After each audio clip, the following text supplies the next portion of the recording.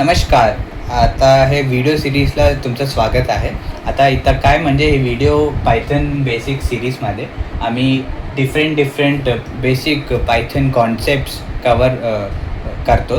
तर ह्याच्यामध्ये कसं आता प्रोग्रामिंग व्हेरिएबल्स काय आहे ते फर्स्ट व्हिडिओमध्ये येतात. सेकंड व्हिडिओमध्ये data types and variable like user inputs and ते आम्ही कवर करतो. नंतर ऑपरेटर्स, लिस्ट, टपल्स, स्ट्रिंग्स आणि सेट्स अँड डिक्शनरीज हे 6 व्हिडिओजमध्ये सगळं कवर करतो.